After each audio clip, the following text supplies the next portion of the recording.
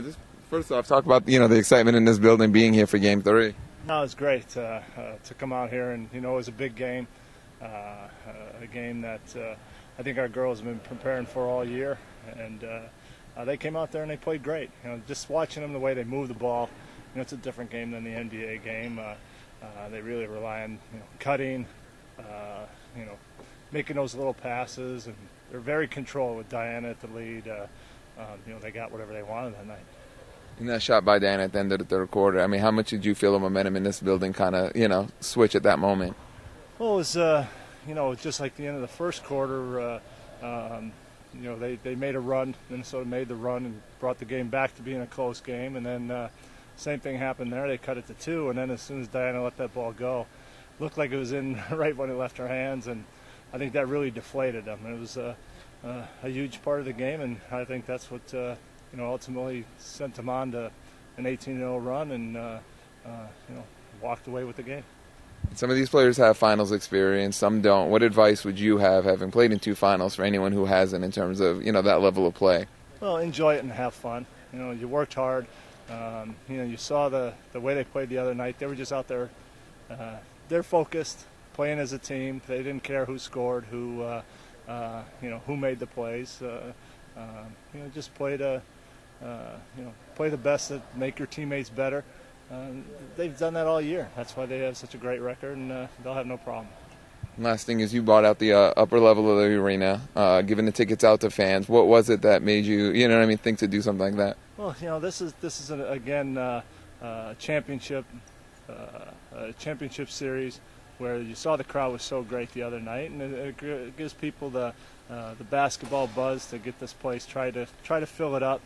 See if we can have people cheering and screaming from all levels of this arena, and cheer them on. Just a couple nights ago, fans going crazy. You're one of them for Game 3. Just talk about that experience and the game itself. Well, I love WNBA basketball. I was involved with it as an agent from the beginning, and I've always admired the level of intensity of the games. And now, years later, the quality of the play is extraordinary. And the game here the other night, the final game of the Western Conference Finals, was as thrilling a game as I've been to all year long, and that includes many Suns games. When Diana, who is undoubtedly the greatest player on the planet, women's player on the planet, and maybe ever, hit the shot at the end of the third quarter, that was as thrilling as anything I've ever been involved in, and very exciting. And my congratulations to her, to Brittany Griner, to the whole team, and particularly to Coach Brondello and my good friend Jim Pittman, who has done an extraordinary job as well. And the games are thrilling and exciting, and I encourage everybody to come out and watch it. It's an exciting brand of basketball, and we're on the precipice of accomplishing something great for the city and for the organization. You mentioned the shot by Diana. I mean, how much did you feel the momentum kind of swing? How much of a difference do you feel that made heading into the fourth quarter?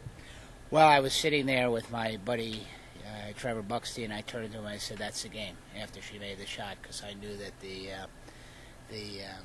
wind had been taken out of Minnesota's sails, and I don't think they scored the first 5 or 6 minutes of the fourth quarter, and it was just a tremendous momentum changer, and you could feel the spirits of our fans and our team lift, and you can see them sag, and there are a few moments that you have that kind of reaction to a shot, but that's exactly. I turned to Trevor and I said, "The game's over."